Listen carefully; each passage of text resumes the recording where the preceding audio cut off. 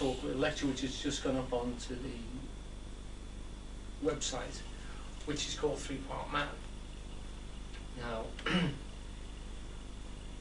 at the same time, we've got a transcript of it's just gone up as well. So with that and the talk, and hopefully there'll be a tutorial transcript of it in a couple of weeks. And I'm doing a talk here and a talk on Zohar's about it to try and push the idea out and to get it launched a bit. Because when you spoke to Eugene, or when you went to any of his lectures and stuff, it was an assumed part of your knowledge that you'd taken on board this three-part understanding of the human nature. It was a bedrock idea, and I was surprised to see that it isn't actually very well represented in most of his written stuff. There was a lecture on it. And in fact, I remember him doing a talk called Four-Part Man, and Hefsey, we talked about this the other day, but I haven't, as of yet, come across a Four-Part Man talk. When we do, we will upgrade and include that.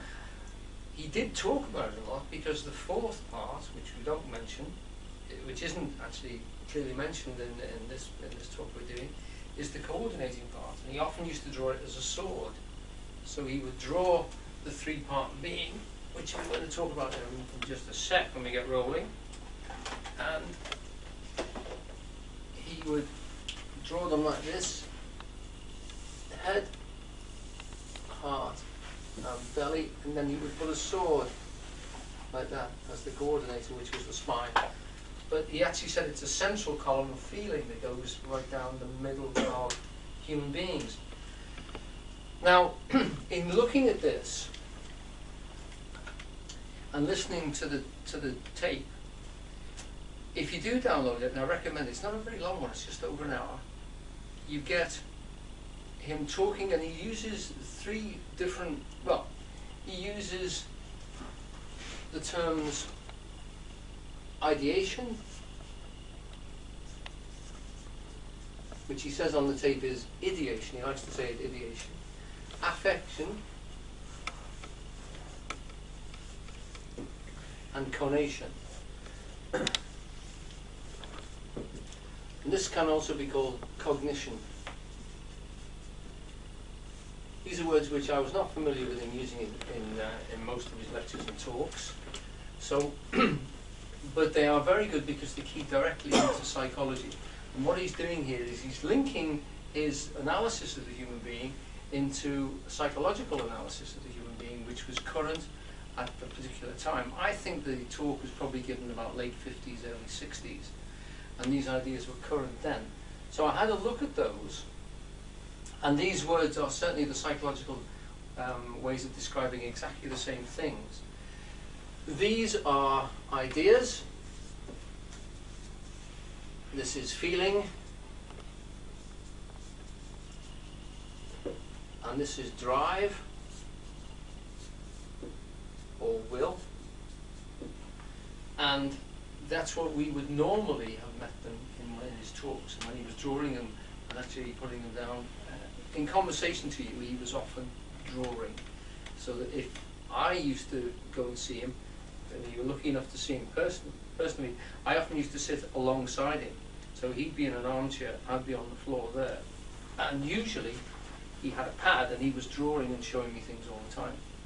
There's an example of one of them on the wall there just behind Pam, which is one of his drawings and notation things which he gave me. And that's the sort of thing he got, only there would be reams and reams of them. And so, always there were ideas, always there were drawings of the ideas and pictures being produced for virtually everything that was being said, so that there was always a reference to it. Often it was more often than not a diagram than a written thing. That one is particularly good because he actually writes ideas down in that one. More often than that, he would be drawing things. Right, so I want to start the talk by saying that these three levels, when you look them up, and I mean it's worth looking them up on Google.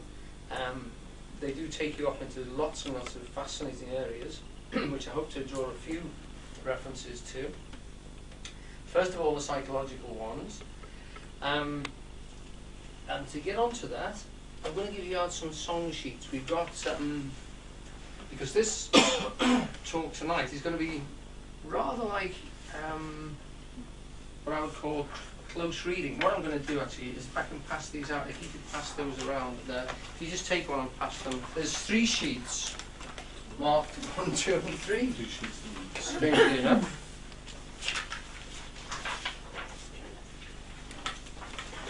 Most of the quotations on this one are taken, all the EH ones are from the transcript of the talk. The diagram on the back on the 3rd page is taken, that's a drawing I did a long, long time ago, and which he endorsed. And it was a copy of one of the sketches he'd given to Ken Ratcliffe many years before. So all of this is to do with Halliday talking about 3-part man. Just to launch us into the first part is number 1 on your song sheet, just underneath the title, is a little quotation to place this idea in context. There's a lot of people talking about the fact that Aristotle and Plato divided the human being into different aspects. And thinking, feeling, and will are the ones that are talked about. I haven't found any distinct references to that. I found 1 or 2 other ones which are very, very close to Eugene's. And this one is one I found which is a psychologist, or a pre-psychologist, because this is pre-Freud, and this is somebody who was writing about the makeup of a human being, a fellow called Alexander Bain. And this is 1859. And the 3 levels he gives are feeling, which includes but is not exhausted by our pleasures and pains, emotions, passion, affection, sentiment are names of feeling. Volition, or the will, embracing the whole of our activity as directed by our feelings. And thought, intellect, or cognition. So he's got exactly the same 3 levels here. He's using different words. He's using volition for this level here, which is only the old Latin-based word for will. And feeling, he's using the words affection, sentiment, passion, emotion, all the words which Eugene would agree would link into this midsection level of feeling. And for ideas, he's got intellect, cognition, or thought. Part of what I'm hoping to do tonight, and which is what the lecture does beautifully, is it defines these 3 areas, and it gives us good examples of how they work together, how they can become separated and dissociated with each other, and why that is a problem. And it links in directly to things such as engram work, which I hadn't realized it would, but the way it comes across in the talk, it's directly relatable to that. Okay, so we're slowly moving towards the idea of nailing these 3 things down. One of the interesting points which I was just on the phone talking to somebody with Ouspensky's ideas, were taken from Gurdjieff, was Gurdjieff talked a lot about 3-brain beings. He considered us to be 3-brain beings in the same way, and described in exactly the same way as Halliday did. So Gurdjieff talked a lot about 3-brain beings. He considered us to be 3-brain beings in the same way, and described in exactly the same way as Halliday did. So in that sense, probably he's one of the precursors, perhaps, of Eugene's expression of this in this way. He's talking about a thinking being, and an emotional being, and a doing, a power level being. And he considered it to be, well, he described them as 3 brains, and that the 3 brains exist inside the human being. What he might be talking about there are ganglia. He could actually be talking about nerve plexi inside the human being, because there are clusters of nerves along the spine which could act in that particular way. So that is actually one way of describing a human being, is talking about them in that sense. But clearly defined in the 70s and first discussed concretely in 1952, is an idea which relates to this, and this is a breakdown of the human brain. Ooh. Excuse me.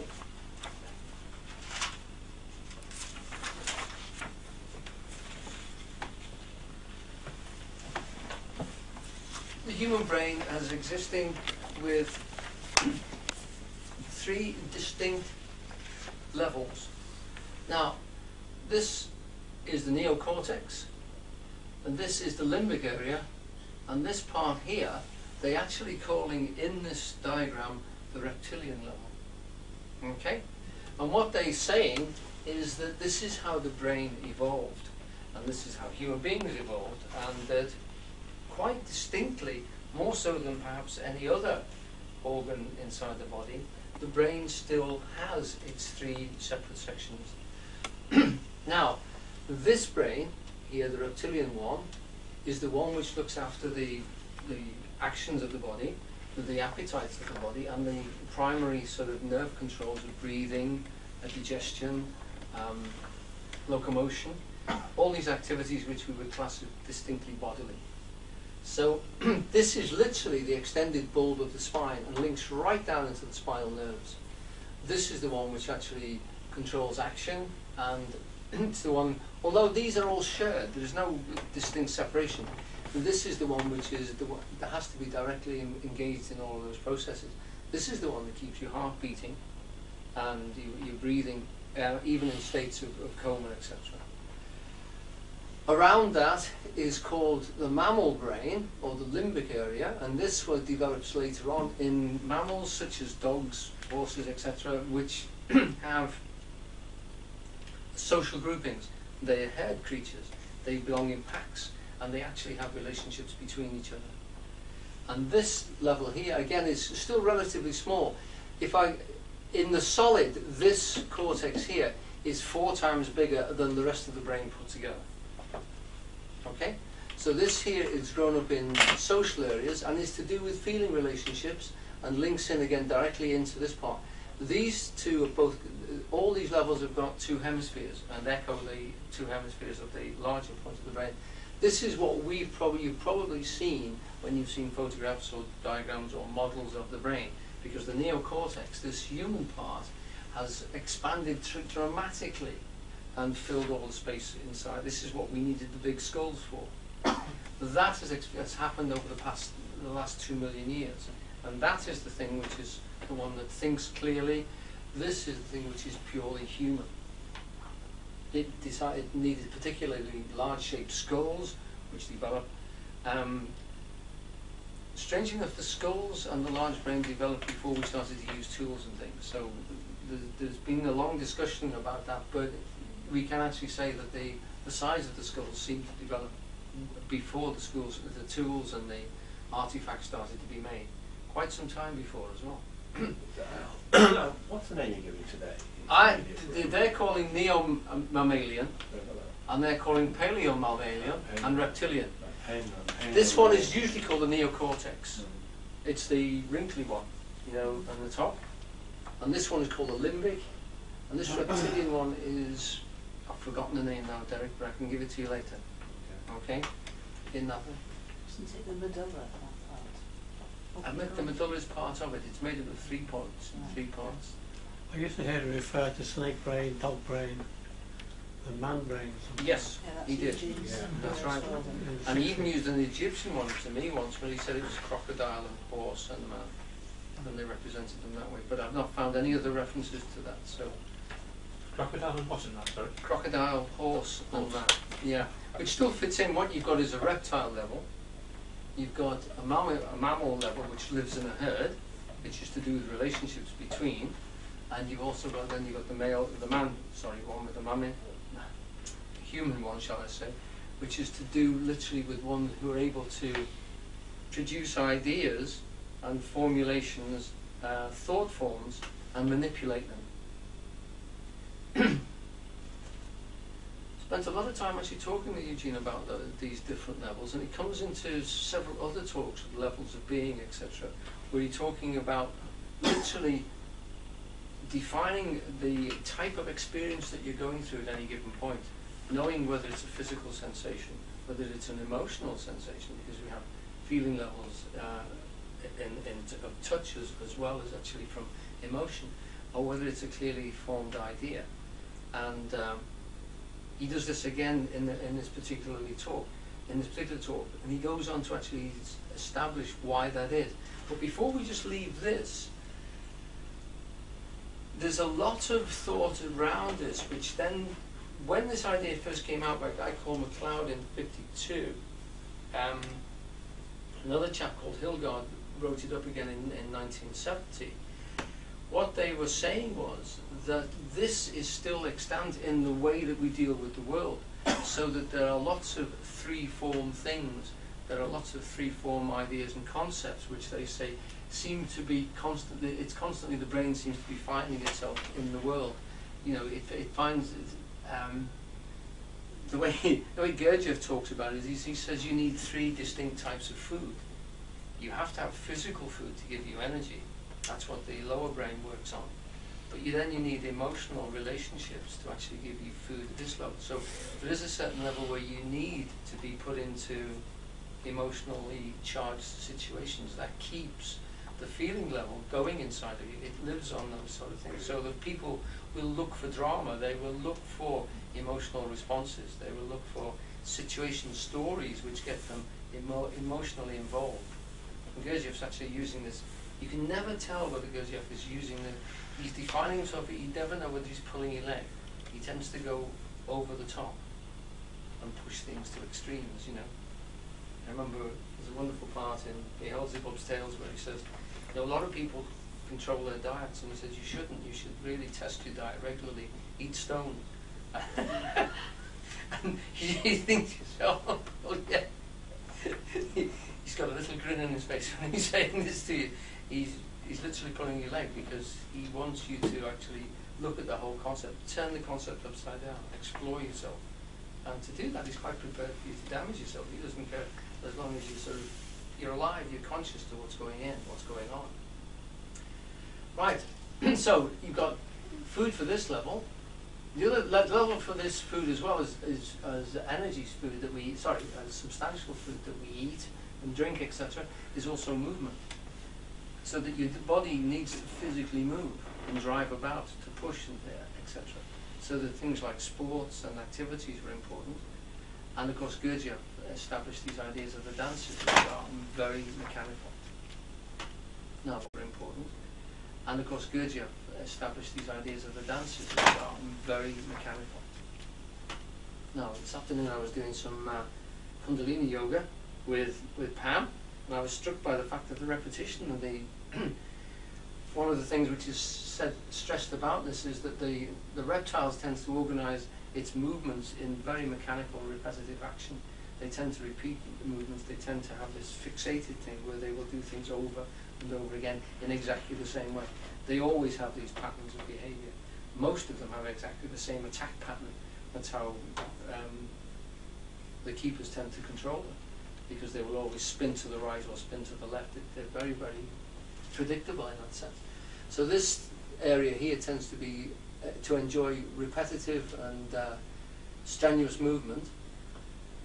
This level here is to do which it needs to be involved with dramatic things which have got a great deal of feeling attached to them, very uplifting, or also depression. They're fascinated by high shifts of, and low falls of emotion. And this here is to do literally with formulation, with ideas presented to it clearly in strictly defined and separated chunks. So, for instance, you could, Eugene once said to me, you can see a chap, he's sitting at a bar, he's reading the newspaper, feeding this level here, taking in ideas, probably politics. He's got his eye on the barmaid, he knows exactly where she is, and he's chatted her up already once, and she's chatted back, so that level's going on. Plus he's constantly flicking his foot, keeping a repetitive movement going, and he's pouring beer into his stomach on a regular basis. So you've got the three levels functioning. There's nothing wrong with any of those levels. What is important here, and what Gurdjieff constantly stressed, is you should be knowing what all three are doing at any given moment. Those three levels have to be monitored all the time, because when they drop out of consciousness, it's then that you get into trouble, because they are capable of acting by themselves, and they will do things and get you into situations which you don't really want to be in. So Gurdjieff's point was that the prieur in France, at his centre, he would often go out and he would set work tasks for people to do, usually quite mechanical ones, like, you know, polishing floors or cutting the grass, etc., working in the woods.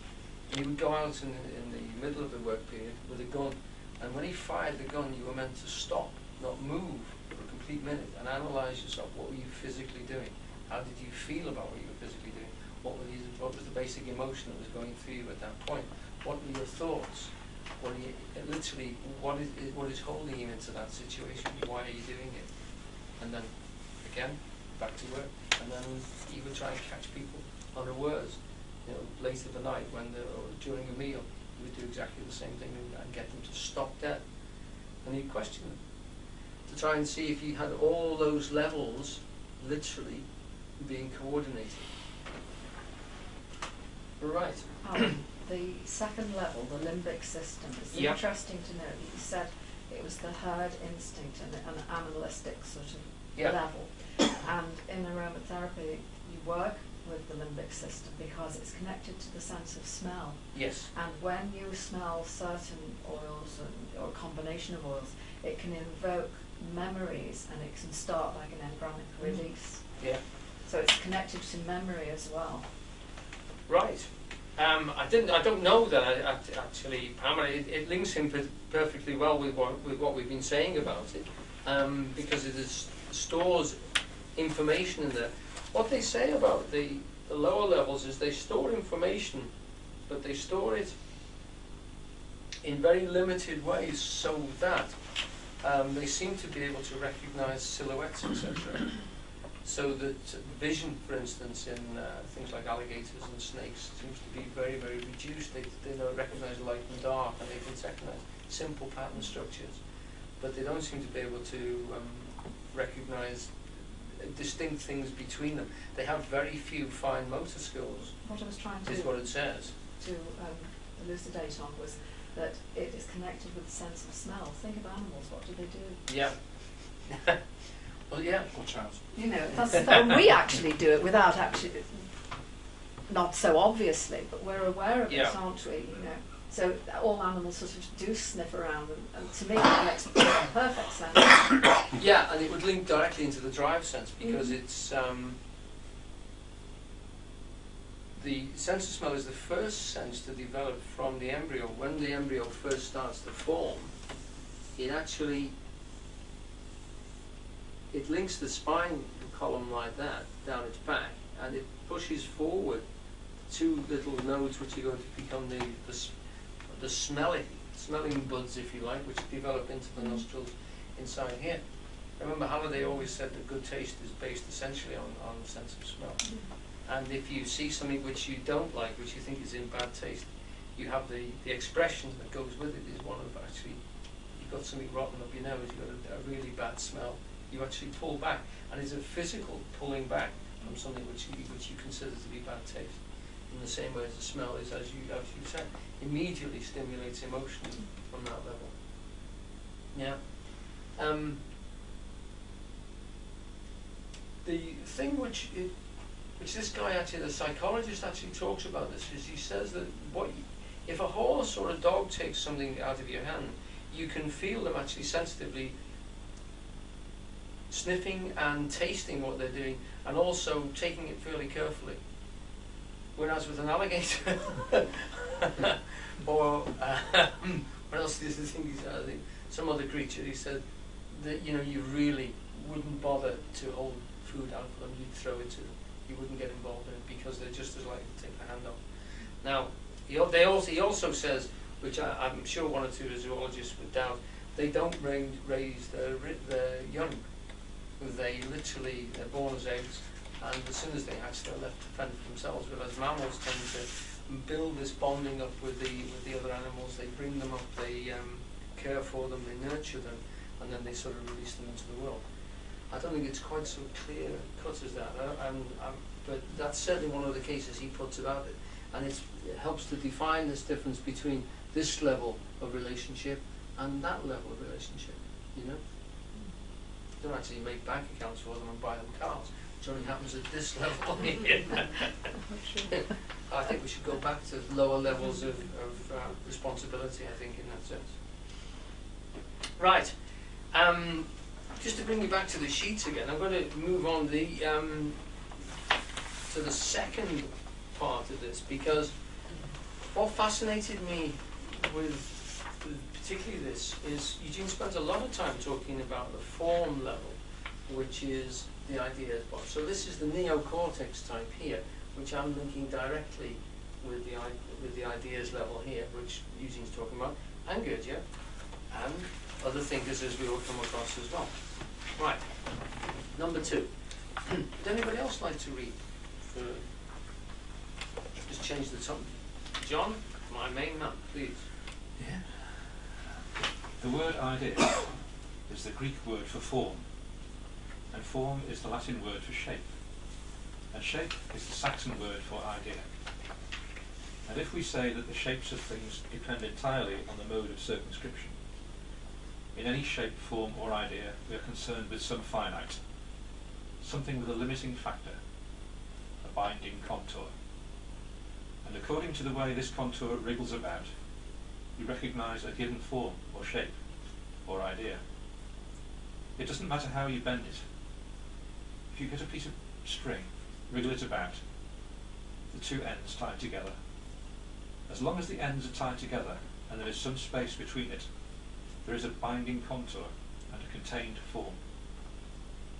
And then every individual, recognisably different from another individual, can be considered simply as a distortion of the primary sphere of being. In fact, when we say define a term, define an idea, we mean indicate the particular, peculiar modes of the shape of the contour, or the contour of the shape. Right. Right. So what he's saying here is that an idea is a shape or a form, and that is essentially when any wriggle, bend or whatever joins up and creates a whole separate piece. Now, he talks on the talk about a children's toy, which I tried to make this afternoon, and because I'm going to try and show it to you. We couldn't get it to work, B and I, earlier on, but I'm going to show you what he talks about.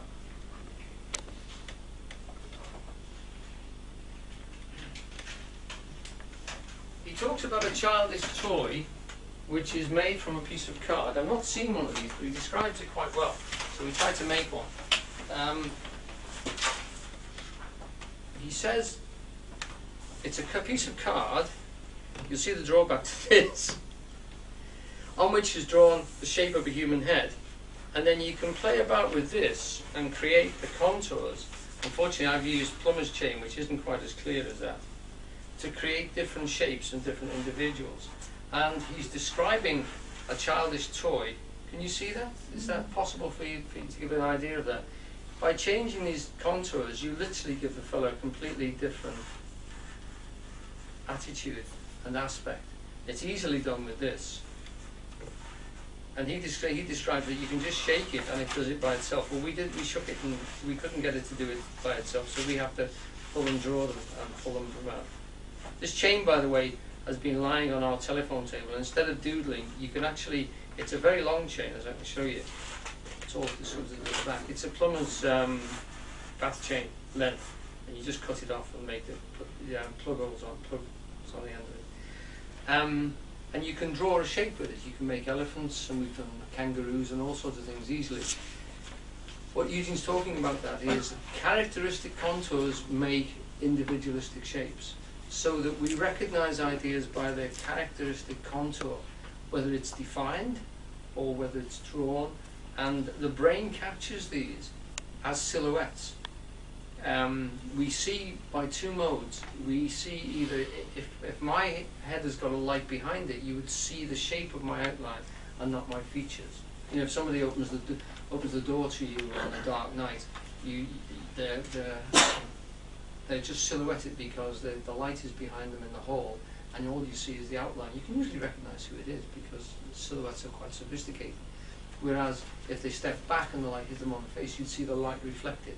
So you either see by absence of light or light reflected, he says in the talk. And in both cases, you're seeing contour and silhouette, which is recognisable, sophisticated. You know, there are details in it which are sophisticated enough to make it recognisable. And the thinking is to do with manipulating these images. This is how we recognise ideas. This is how we recognise each other, shapes and forms. And this is what the level this part here is concerned with, that part there is concerned with, is manipulating forms. It's able to manipulate images and ideas and bounce them backwards and forwards. Right. So, moderately successful. You get some really peculiar shapes on this. You know, it's quite good fun. And most of the people I've known. Worked with some of them. It's always it's always proved interesting when you see faces in the fire, or you look at a varnish mahogany wardrobe, you know, with all the grain of the wood. You say, "Oh, I recognise that fellow," and you realise it's just a shape of the mind's playing tricks. Yes. Make comparisons somehow. Because they always see someone see the face of Jesus in the clouds and things like that. Yeah. Apparently you can buy a toaster now that does a piece of toast and gives a little shaded pattern of Christ in it. Look, I mean, it does work. Look, it is actually doing it by just literally playing about like that. The problem being, what I should have done was on a piece of carpet or something where it would hold the shape and I could hold them up. We didn't think we'd be able to do it because if we try and get it anything like vertical, it just distorts too much, you know. Okay. In the interval, anyone who wants to play can have a little play with that.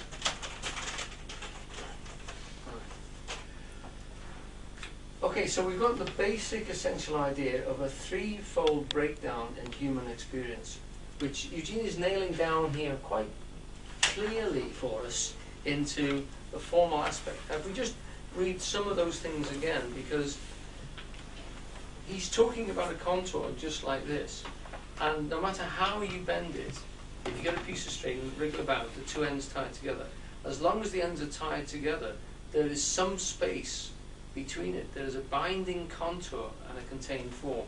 There's the binding contour, the edges, and there's the space which is being contained.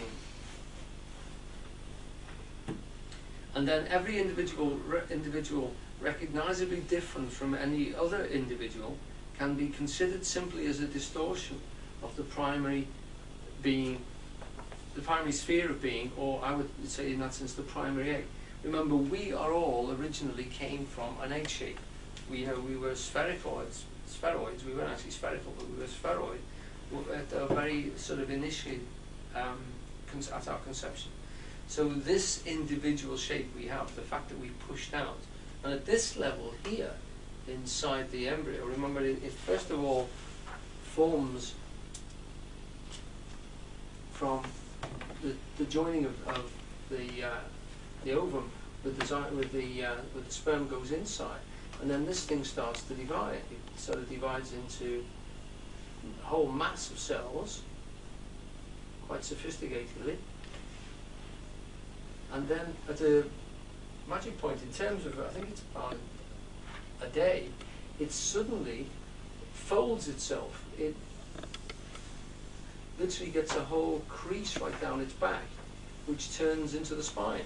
It sort of enfolds itself like that, and it traps, it traps inside of itself, often fluid, down that central point, and creates a spine right down the inside of it. And in doing that, it already creates a tail end and a head end, like that, between which all the other parts develop, and then it pushes these parts out, and the features grow forwards. The hands grow as little buds and sort of push outwards. So it's like as if you've got that chain and you've slowly pushed it out from an egg shape and you've made it more individual. so that the head actually reduces, etc. Remember, when you were born, the head sort of fitted into your body about 4 times, and now most people's head fits into their body about 6 or 7 times. So the head has changed relatively to the rest of your body. Your hands have grown, again, at a different rate completely to the rest of your body. So, what we've got here is something which is changing its contour and becoming more and more characterized and more individual. So it's following exactly the form and the theme that Eugene's talking about in that particular extract. It's actually developing and forming itself in quite a distinct sense. Inside here, this realm here is capable of capturing those, memorizing those forms, and playing with them, putting them together and separating them inside the head. The feeling level doesn't do that. The feeling level doesn't have strict edges, it doesn't have contours, and it doesn't have space trapped inside it. What happens with the feeling, in what he described to me, was it's more tidal. What you feel in the feeling level is a movement towards something or away from. It can get quite sophisticated because it can want certain parts of an experience and reject other parts of an experience. But it is still a movement, and ultimately they're either plus or minus. They're either for something or against it. But if, for instance, if you have a relationship with a human being, there will be an overall plus or minus issue for them as a human being or against them as a human being. But within that individual, there will be things that you would rather not have and things that you're quite pleased that you've got. But there will be lots of other subtle things in between that which you would willingly get rid of and would improve the situation, but you are prepared to accept the whole being. So the feeling level, it can be sophisticated and can have sort of details, but they aren't shape details, they're pull and push, so they're levels, they're combinations, they're, if you like, amalgams of lots of pull and push situations, things that you go with and things that you go against, things that you would rather not have in the relation, and things which you're very pleased you have got in. And that builds up to a composite feeling for that particular person. For that particular person. Does that make sense? But it isn't shaped, it isn't definable, and it's very, very hard to talk about. You expect, when you're talking about feelings, for other people to go halfway with you, because you're trying to remind them of when they felt in a similar way. And so it's very, very difficult to describe your emotions to people. The other thing is that they don't quickly, they quickly change, but they don't sort of have edges to them, and you can't clearly say when you stopped liking somebody and started to dislike them. It might have been something that they did which changed the feeling for you. But often feelings will change very slowly, like the tide does, and you can't quite be sure whether it's coming in or going out. And that sort of is the relationship that we have here. Because as he calls in this, as he says in this talk, feeling is fielding. What you're actually doing is you're feeling the field. You've got your senses out, and you're actually experiencing what's going on inside the other person and what's going on between you as field functions. So it is quite sophisticated and very sensitive, but it isn't clearly demarked and delineated into ideas. You can try and describe it, but that's a separate order of doing. And he goes on to talk about how you do that later on. But that fielding level is functionally distinctly different from the ideas. And the drive level, again, is literally either push, you're doing it, or you're not doing it. That is literally do or not do. Or as he would often say, you either do, it's either doing it, or it's asleep. It's only got 2 levels. People do it, or it's asleep. And that's the level at which he considered that drive aspect was doing it. It's either switched on, or it's switched off. And so you've got do or not do. Sorry. And that's the level at which it's working on. This is plus and minus. And this is literally, it's 5 senses. We'd often draw it like that. There's a pentacle with a common sense in the middle. So you've got all your 5 senses of seeing, hearing, tasting, touching, and smelling. And you've also got the common sense which adds them all together and forms them into shapes. And it can represent those shapes to itself and manipulate them. So if you were talking about this level, you could sort of say, well, these at this level here, you'd expect a creature there literally to be programmed almost like a machine. At this level here, you have it being able, because it's more sophisticated in the way it can respond, it will have relationship will either be positive towards a creature or negative about it. It will have feeling levels for it, and they will be fairly sophisticated, so that you can have a relationship with a dog that you couldn't have with a snake. Because with a snake, it's either hungry or it's asleep. You don't have many other levels than that. With this thing, since we're talking about something which exists in company, and actually as a pack or a herd animal, there are relationships which can be built up between them. At this level, we can have all manner of conversation, we can have all sorts of interests and levels of hobbies, etc., that we can be discussing with. So this is getting to be more and more sophisticated as we come up that chain of the spine, if you like. Having said that, Eugene, although in other talks, in this particular talk, he's not talking about a spinal thing at all. This is me sort of going off and linking it up with other ideas, which I know he actually considered and discussed, and he actually placed these along the spine in his other talks and in the other talks about levels of being. Right. Okay. I'd like you to draw attention now to quote number 3.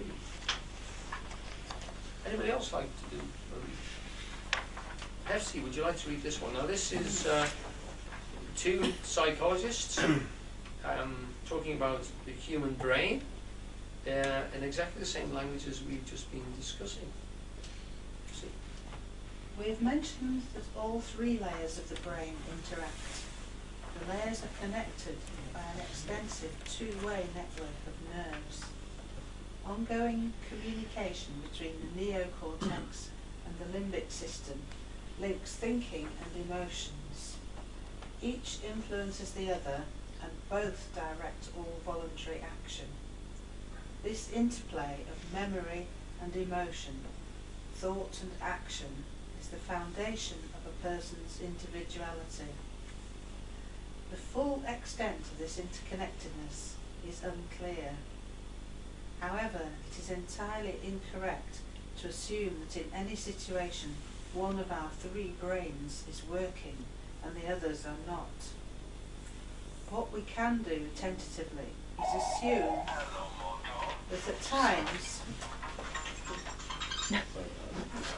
Ruin the video now.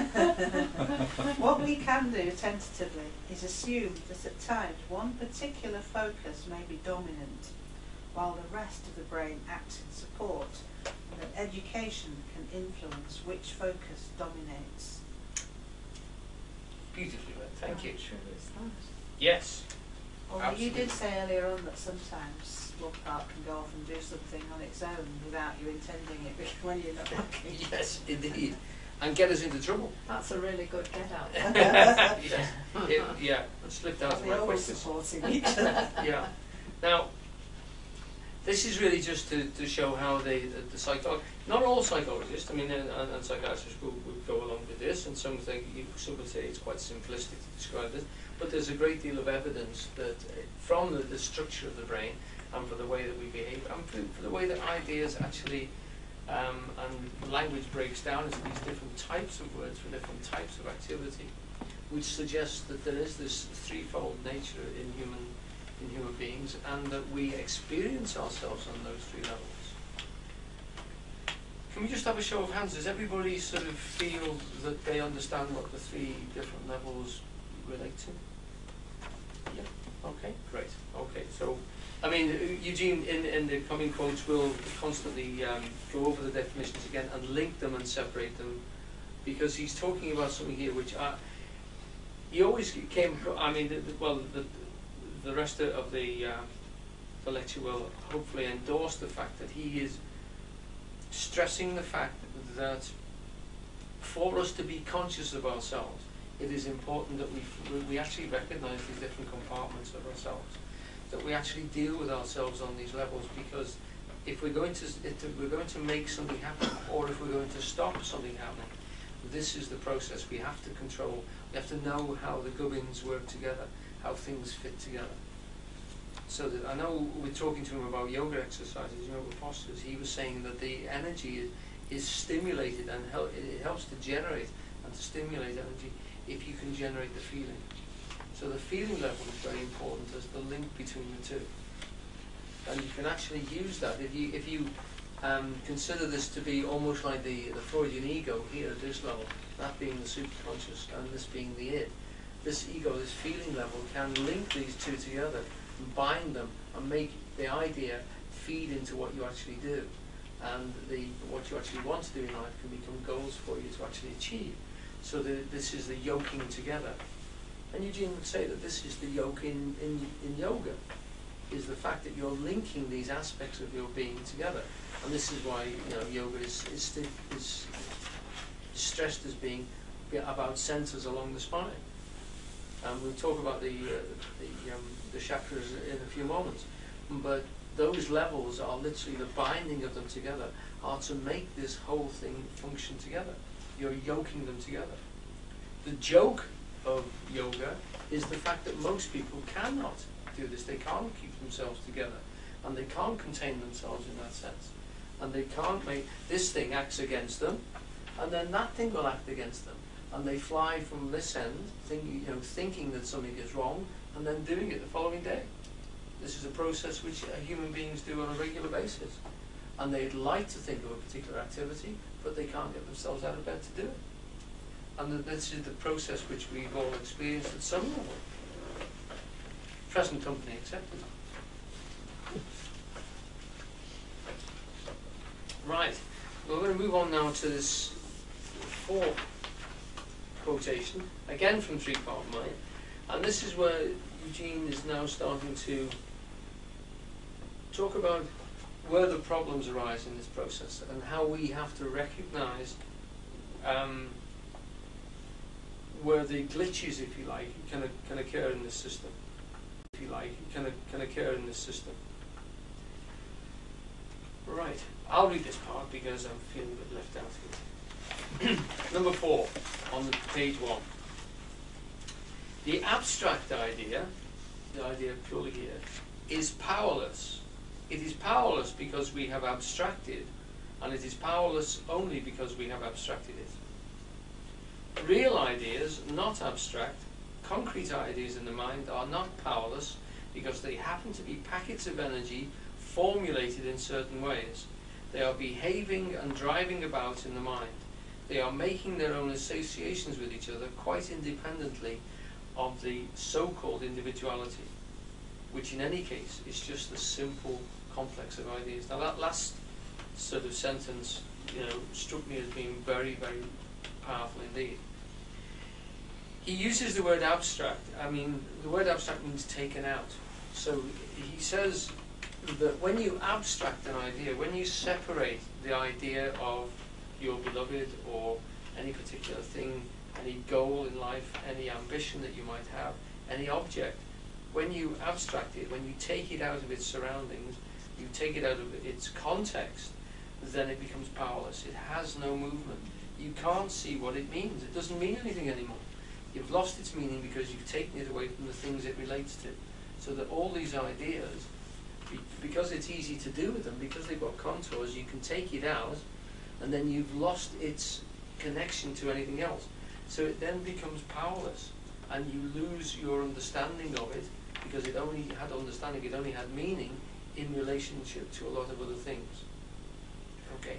But isn't the process of abstraction of thought the very essence of, like the Western mind, the Western intellectual process of discussion? A good point. Yes, a good point. A lot of people would say that that is virtually where such activities can become completely divorced from reality and from most people's everyday experience. Yes, it does actually give us whole areas of quite refined judgments and sophisticated processes, but it also fails to relate and to link in to most people's experience.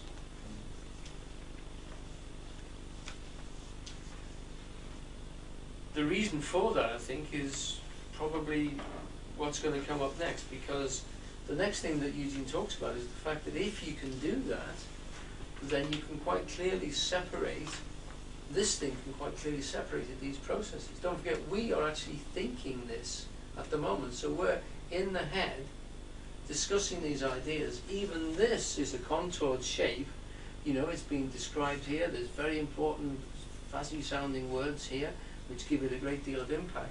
All these are abstractions. Eugene's point would be, you have to feel these and put them back into reality to make it a human being again. You have to put the person back together.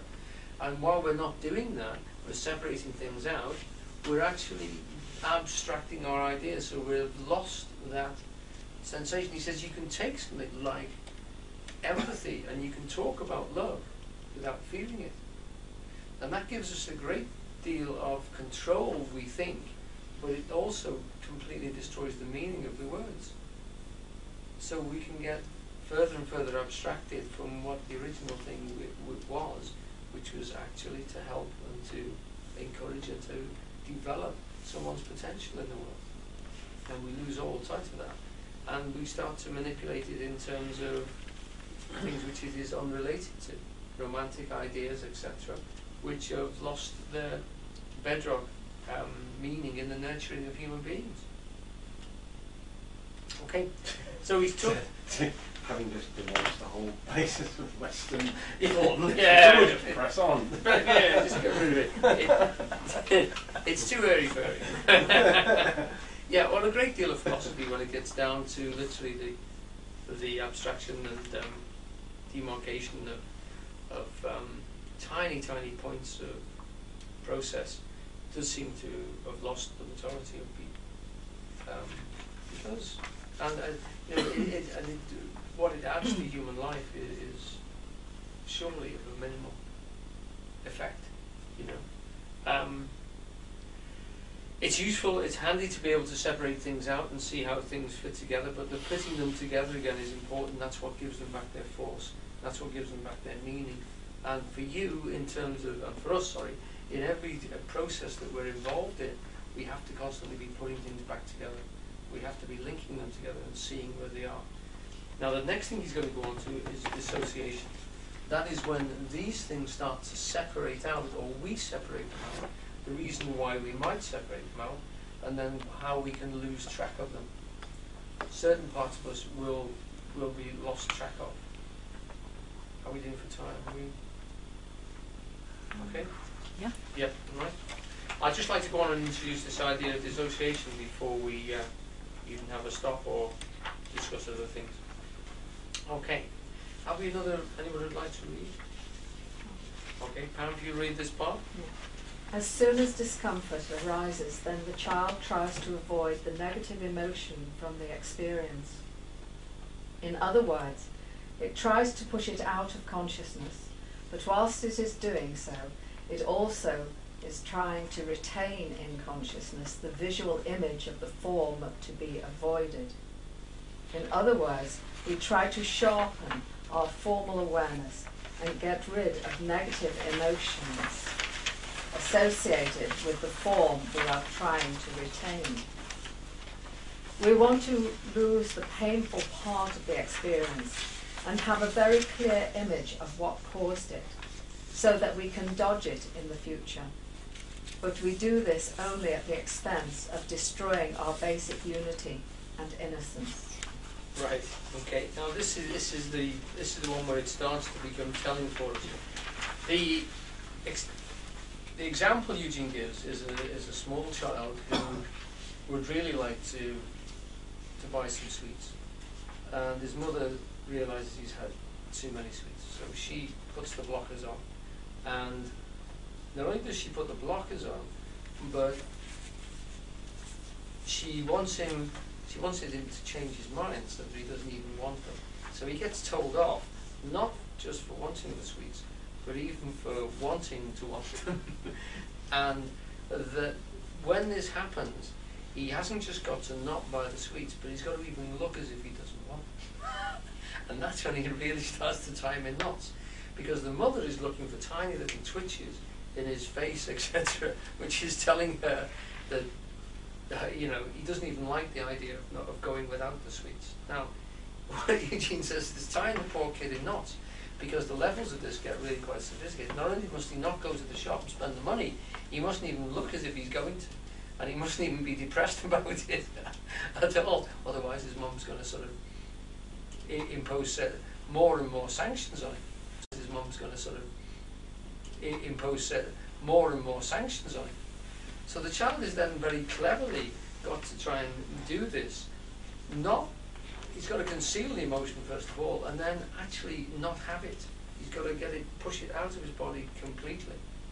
But he's also got to hold the image of why he's doing this, or what's going on, so that he'll understand when mother comes in the room, I've got to pretend that I don't like any of these things, that's all.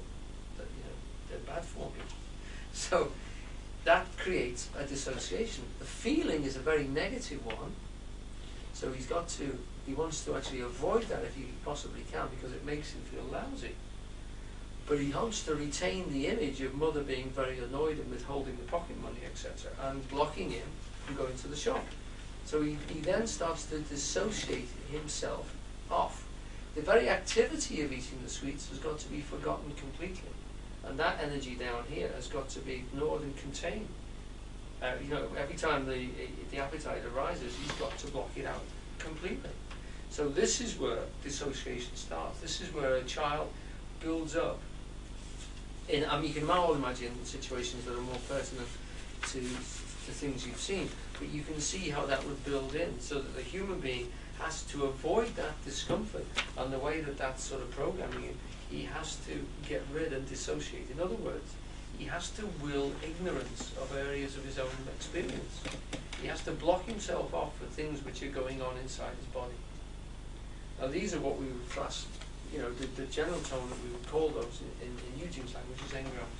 We're producing processes inside here where people are dissociated from their own experience.